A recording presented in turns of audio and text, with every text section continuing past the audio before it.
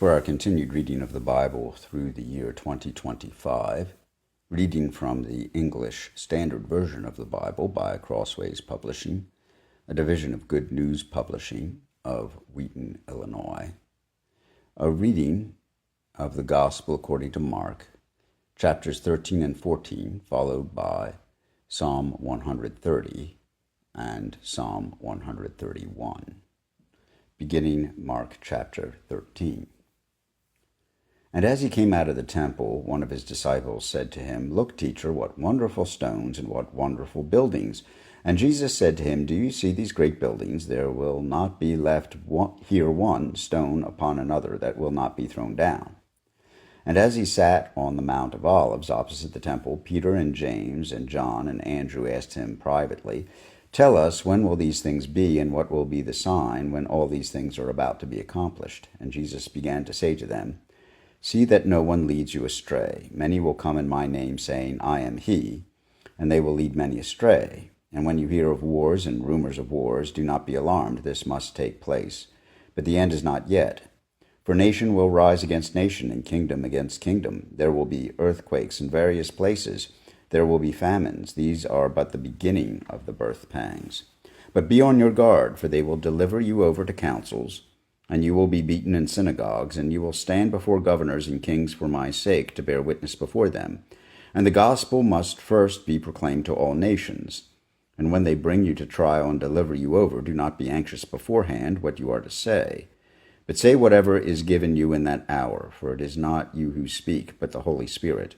And brother will deliver brother over to death, and the father his child, and children will rise against parents and have them put to death. And you will be hated by all for my name's sake.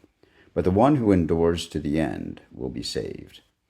But when you see the abomination of desolation standing where he ought not to be, let the reader understand. Then let those who are in Judea flee to the mountains.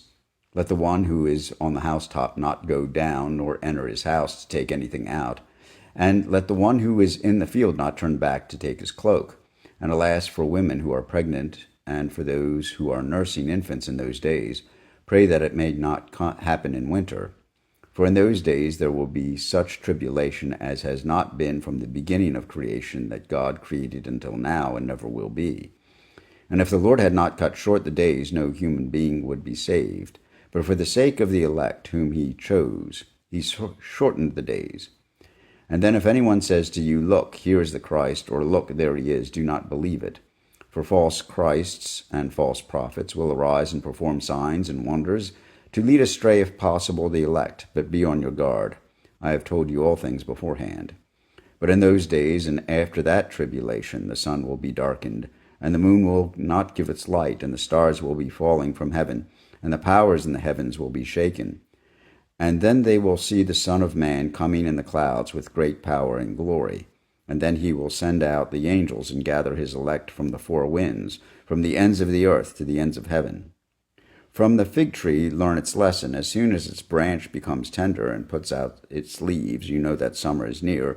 So also when you see these things taking place, you know that he is near at the very gates. Truly I say to you, this generation will not pass away until all these things take place. Heaven and earth will pass away, but my words will not pass away. But concerning that day or that hour no one knows, not even the angels in heaven, nor the Son, but only the Father. Be on guard, keep awake, for you do not know when the time will come. It is like a man going on a journey, when he leaves home and puts his servants in charge, each with his work, and commands the doorkeeper to stay awake. Therefore stay awake, for you do not know when the master of the house will come, in the evening or at midnight, or when the rooster crows, or in the morning, lest he come suddenly and find you asleep. And what I say to you, I say to all, stay awake.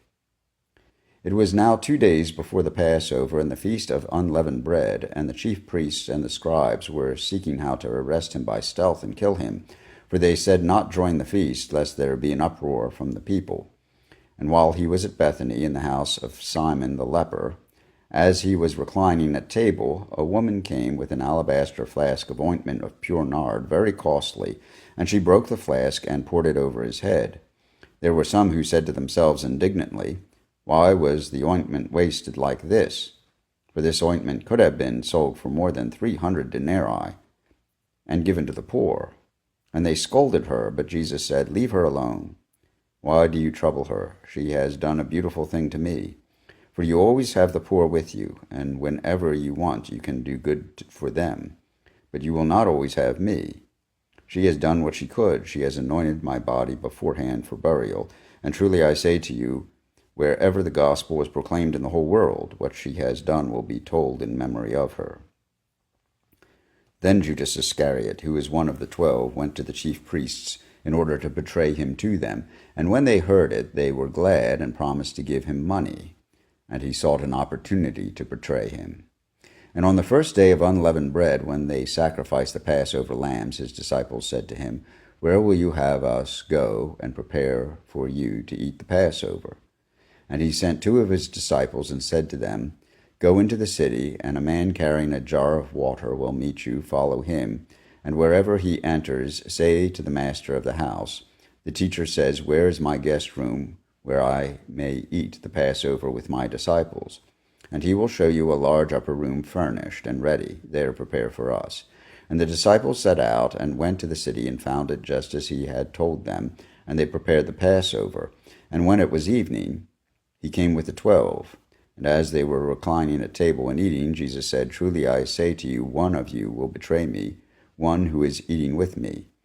They began to be sorrowful and to say, one after another, Is it I? He said to them, It is one of the 12, one who is dipping bread into the dish with me. For the Son of Man goes as it is written of him, but woe to that man by whom the Son of Man is betrayed.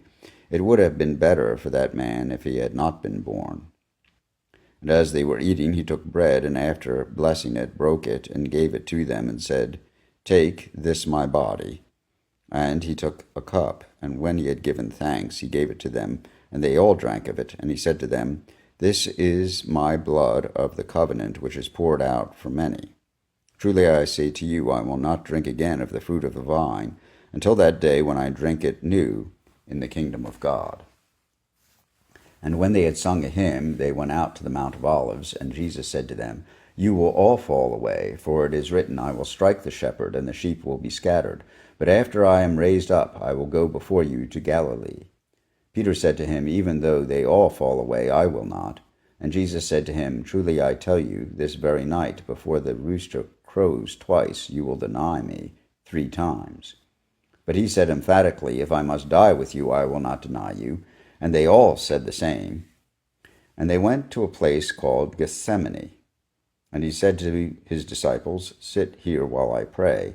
And he took with him Peter and James and John, and began to be greatly distressed and troubled.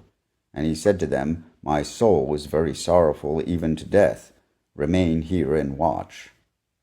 And going a little farther, he fell on the ground and prayed that, if it were possible, the hour might pass from him. And he said, Abba, Father, all things are possible for you. Remove this cup from me. Yet not what I will, but what you will. And he came and found them sleeping. And he said to Peter, Simon, are you asleep? Could you not watch 1 hour? Watch and pray that you may not enter into temptation. The spirit indeed is willing, but the flesh is weak. And again he went away and prayed, saying the same words. And again he came and found them sleeping. For their eyes were very heavy, and they did not know what to answer him. And he came the 3rd time and said to them, Are you still sleeping and taking your rest? It is enough.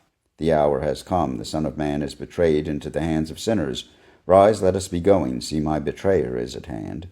And immediately, while he was still speaking, Judas came, one of the 12, and with him a crowd with swords and clubs from the chief priests and the scribes and the elders. Now the betrayer had given them a sign, saying, The one I will kiss is the man. Seize him and lead him away under guard. And when he came, he went up to him at once and said, Rabbi. And he kissed him. And they laid hands on him and seized him. But one of those who stood by drew his sword and struck the servant of the high priest and cut off his ear. And Jesus said to them, Have you come out as against a robber with swords and clubs to capture me? Day after day I was with you in the temple, teaching, and you did not seize me, but let the scriptures be fulfilled. And they all left him and fled. And a young man followed him with nothing but a linen cloth about his body, and they seized him, but he left the linen cloth and ran away naked. And they led Jesus to the high priest, and all the chief priests and the elders and the scribes came together, and Peter had followed him at a distance right into the courtyard of the high priest. And he was sitting with the guards and warming himself at the fire. Now the chief priests and the whole council were seeking testimony against Jesus to put him to death, but they found none. For many bore false witness against him, but their testimony did not agree.